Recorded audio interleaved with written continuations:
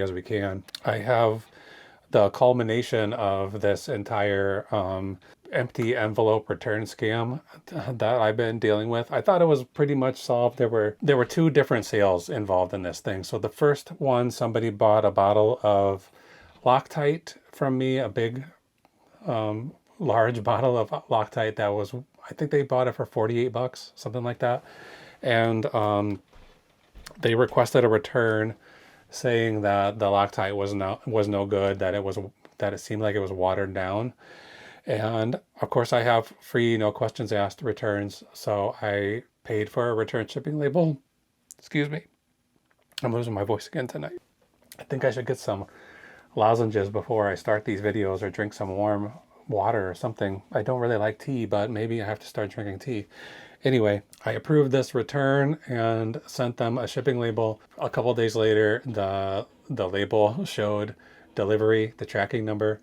And when I came home, I found a small manila bubble mailer on my porch that obviously was not big enough to hold this bottle of Loctite.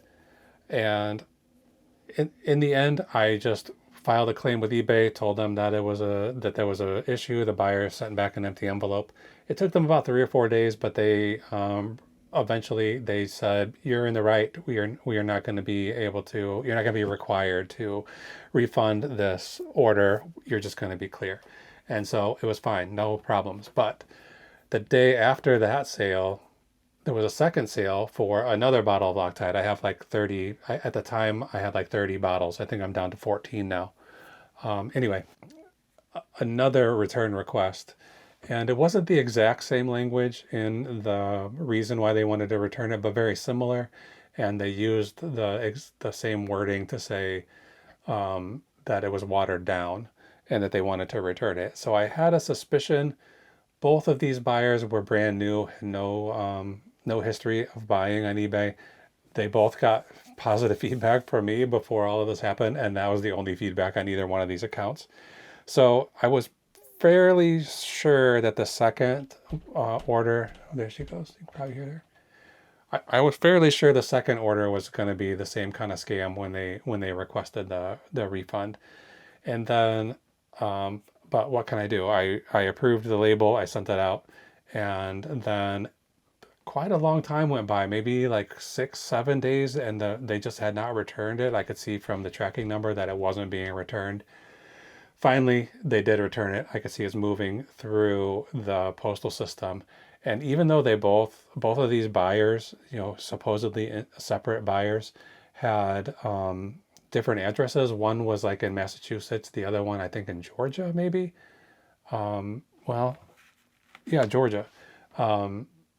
I could see from the movement through the post office that they were coming from the same location, and it was starting out in a shipping sorting center in Dallas, Texas. So neither one of those places is near Dallas. There's no reason why this package should have gone to Dallas unless the original person was based in Dallas. And I don't know how, I shipped these things to these other states. I don't know how they got it or if they even wanted it. I don't have any idea what the real basis of this scam is. But today I came home, this envelope on my porch, supposedly the return of another Loctite. So this is the exact same kind of envelope as the first one.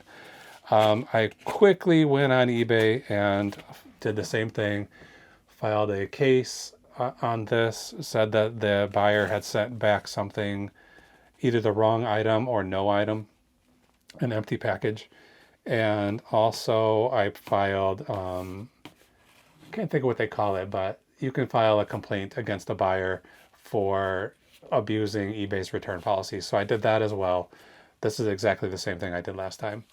This one was decided in my favor, in my favor within like 2 minutes. So I filed it immediately. It was decided that I was going to get my money back. So another scam, I'm sure the same buyer. So this is the third official scam I've had in my eBay career, at least in the last 3 years when I've been tracking stuff and paying more attention to what's going on. So it does happen. Scams do happen, but don't let that get you down because, most buyers on eBay just want to get a good item at a good price, and they don't cause any problems at all.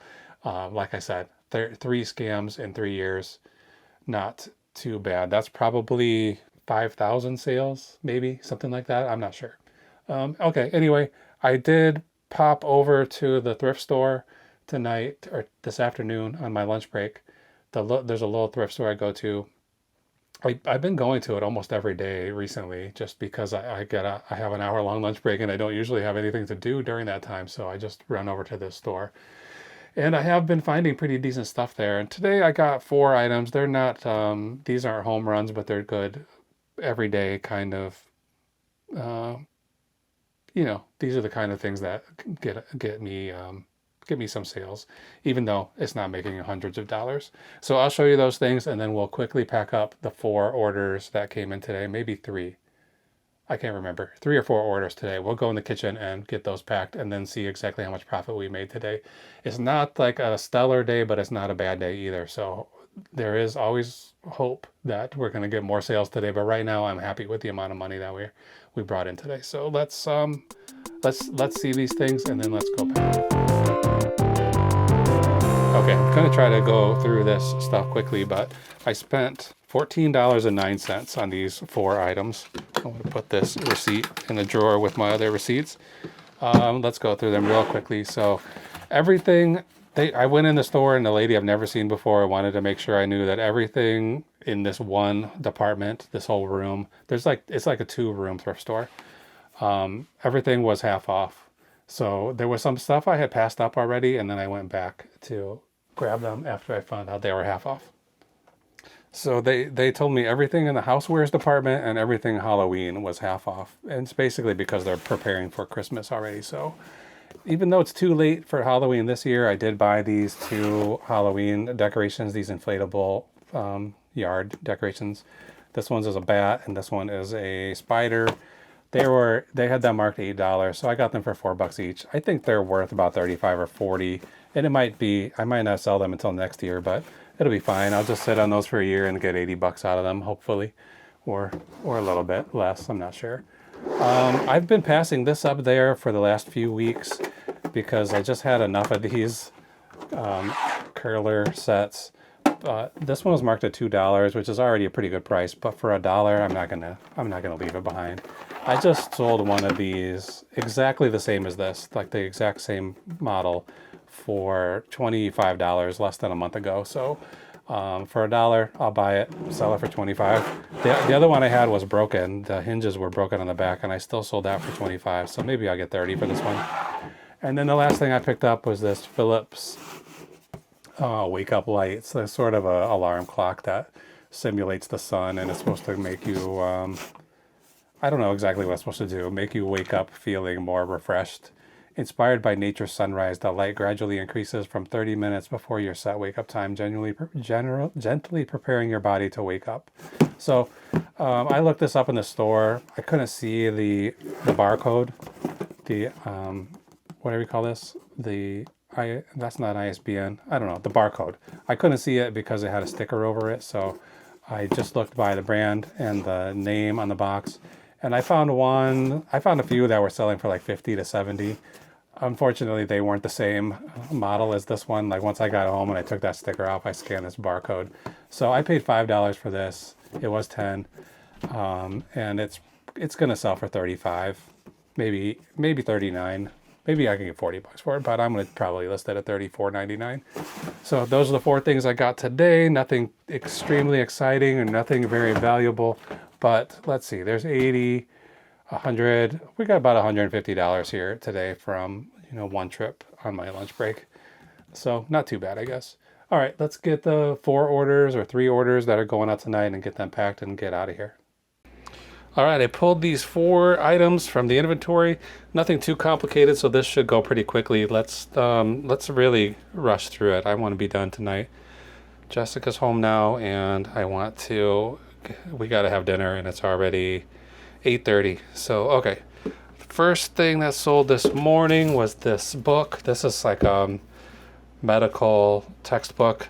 I don't usually mess around with textbooks that much, but I found this one still sealed. Never even been used at all. and there was no sales history on it at all, but there's several currently listed, and they were all listed for like $350 or $400, which, I mean, I get textbooks are expensive, but this is a paperback book. Like, this should not be $400. This should not be $40 in my opinion, but I got it for free, so what am I going to pass it up? There was a possibility that I could get $300 for it, I guess. But since there were no solds to go on, all I had was those active listings, and they are not selling for $300. So I decided I'll just list it for $100. And in some way, it's like maybe I'm giving somebody a good deal on a textbook they need for school. So I'm not in the charity business really, but sometimes I do that where I'll find something I think somebody might need and I'll price it lower at least than what everybody else is doing. And I don't usually like to price things much lower than other sellers because I don't want to destroy the market. You know, I don't want to lower the value of stuff by just undercutting like it's like a race to the bottom. I don't want to do that. So I usually price like just sort of in the middle of the pack or like the lower middle when I choose my prices. But in this case, I really undercut everybody down all the way to $100. But it's something I got for free. Like I got a book for free and I'm gonna make $100 on it. That's not too bad. I mean, actually, it's great. After taxes, I mean, after fees and shipping and everything, we're probably gonna make $80 on this book, maybe. I don't know if I can ship this medium mail. Probably can. I'm just gonna write book over here, book. This, I gotta move this out of the way. 4 pounds, and it is 13 by 11 by 3. This book is going to in Georgia. So put that out of the way. All right, next I have, speaking of hair curlers, this is a Caruso steam setter. It's not exactly the same as a hot roller set because it's based on steam. You know, you put these foam rollers on this thing and put water in this thing, and then they get heated up by steam, and then you put it in your hair or whatever. I had this out of the box because I tested this. I made a video testing this thing to make sure it worked, and I left it out of the box so that everything inside there would dry, because I had filled it with water and I wanted it to be dry before I put it back in the box. And I never put it all away, so I just had to grab everything individually today, just now, and get it ready to go. So I put some paper in there to keep it from rattling too much.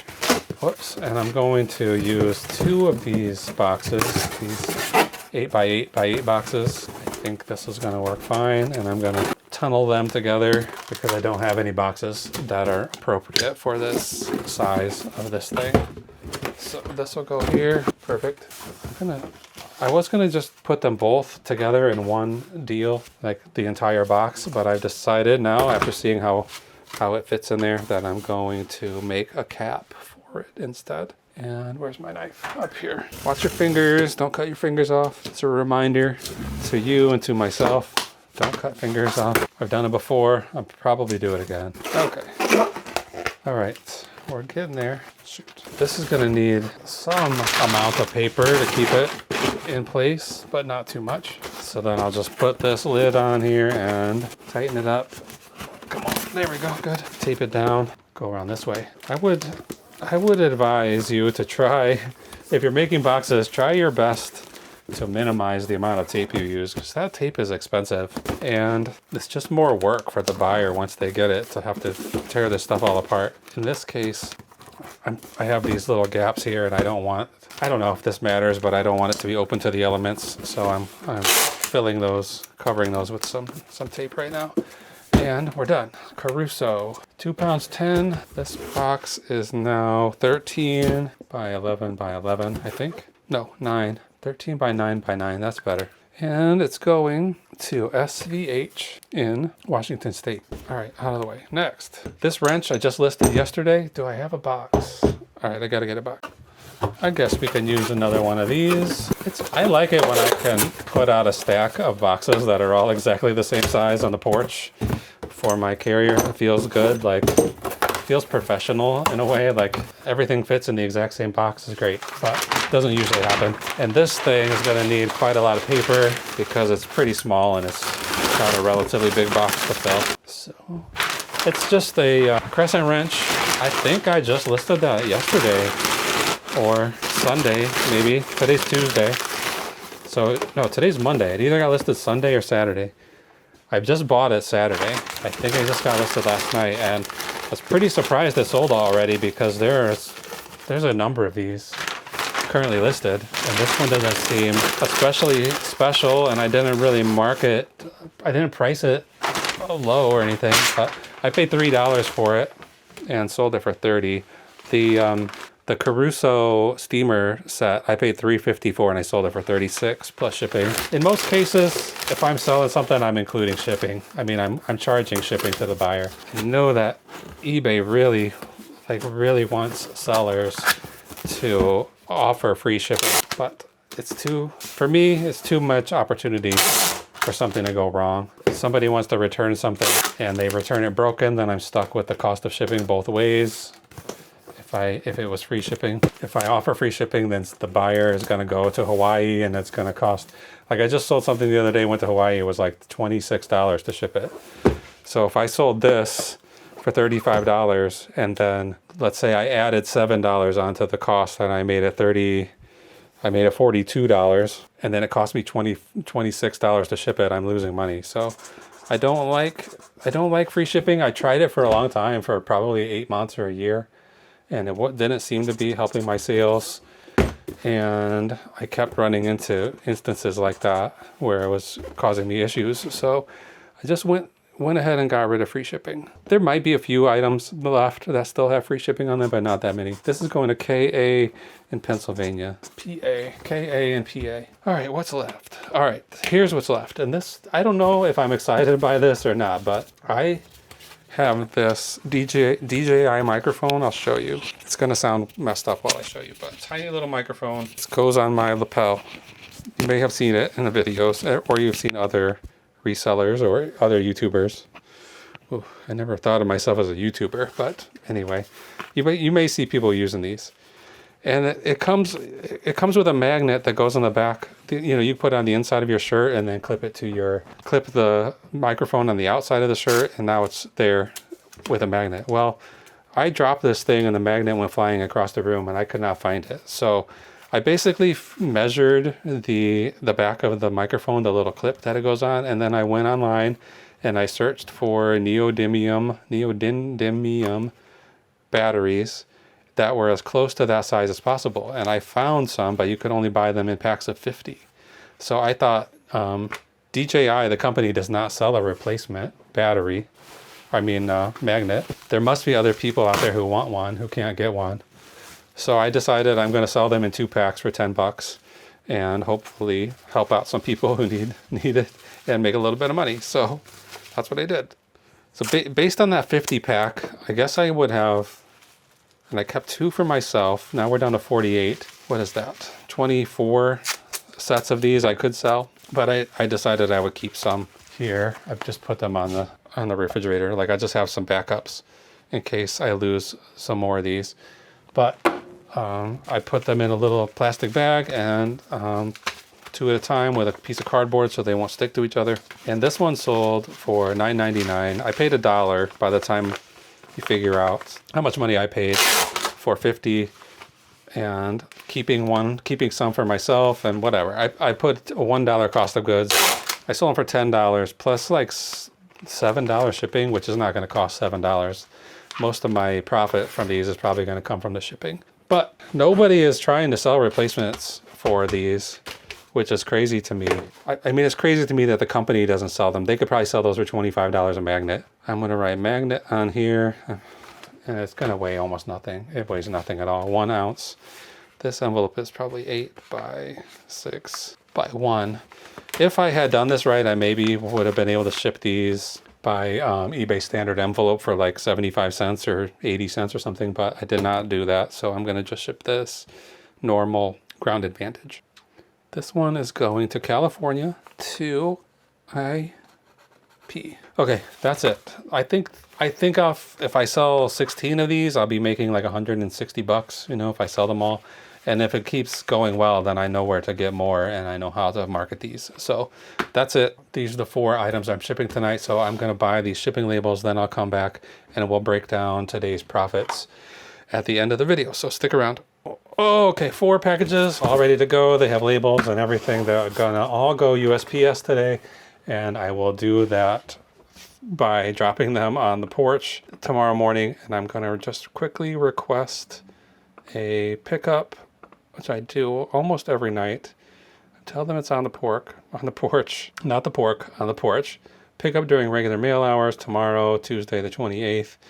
Right now there are 4 packages. I usually bump that up to, let's say there are 5 and 1 medium mail. This is going to be about 8 pounds. I'm just making up numbers. I usually, you know, just in case I get more sales overnight, I want to tell them there's more packages than I have here now, and that does not cause a problem. Okay, that pickup is scheduled. This is unnecessary. This is unnecessary. Now we're back to the spreadsheet. Let's go through these profits. So, Payment and Practice, an OBGYN coding manual from the American College of Obstetricians. I got it for free. I sold it for $100. After fees and shipping and all of that stuff, I earned $82.50 on that book. So pretty good book. The Caruso Steam Setter hot roller kit set. I sold it for $35.99. And I earned $28.44. Those 2 magnets, I paid $1 for them, and I earned $8.79 on those. So if I can sell 16 of them times $8.79, what does that come out to be? I don't know. I'm not going to do that math. And then finally, a crescent wrench that sold for $29.99, and after fees and cost of goods and shipping labels, I earned $20.55 on that stupid old wrench. Came out of somebody's bedroom in an estate sale 2 days ago. So total profit for today, $140.28, which is definitely below the $193 that I'm shooting for every day this month. But I'm letting that go a little bit because we're still at 186 average, and there's only 4 days left. So if we can stick around 140 or 150 for every day for the last 4 days of the month, I'll be fine. If we get over 200, then great. But right now, average profit per day, 186.34. And if I could show you, or I can tell you, we just went over $5,000 profit this month, and that's the first time this year we've made a number like that. The closest was September, 4,828. And then after that, April, 4,367. Last year in October, I made $2,553. So we're well over double. Not extremely over, but we're over double. 104% profit over, well, I guess it's a 104% increase over last year. And we still have 4 days. So I think we're probably going to hit 4,300, or if we get $100 a day, we'll hit 4,400 for the next 4 days. If we got $100 a day for the next 4 days, and that would be pretty good. And that's leading us into November and December, which I'm assuming we're going to be making like $6,000 a month for those last 2 months. I mean, that is a big assumption, but that's what I'm assuming. And that's going to put us pretty damn close to the $50,000 profit that I'm shooting for. Because, okay, right now we need to earn, before the end of the year, $12,843 to hit that goal. If we can do another 500, if we can do another 400 this month, then we're at 12,400 that we need, left in order to hit that goal. And so that means we need to just get like 6,200 for November and December. So last November and December, I earned almost double. Those 2 months earned almost double or more than double the other months of the year. So I think it's a real possibility we could be getting $6,000 for each month of November and December. And if we could do that, we're hitting that $50,000 and we could have a little bit of a celebration. So if you're interested in seeing if I hit that goal, which, I mean, that's the only thing I'm thinking about right now. We got 2 more months left, basically, to earn $12,000, maybe let's say $13,000. And that's my big goal for the year. I haven't been working as hard as I should be for somebody who has a big goal, but we'll see. Maybe I'll work a little harder tomorrow. I don't know. I doubt it. So, all right, that's it. Thanks for watching. If you want to see me hit that goal or miss that goal, then hit the subscribe button and follow along. I'm making a video every day of the week, at least until the end of the year, and we'll see what happens after that. So I'd love to have you. So subscribe, and we'll see you tomorrow.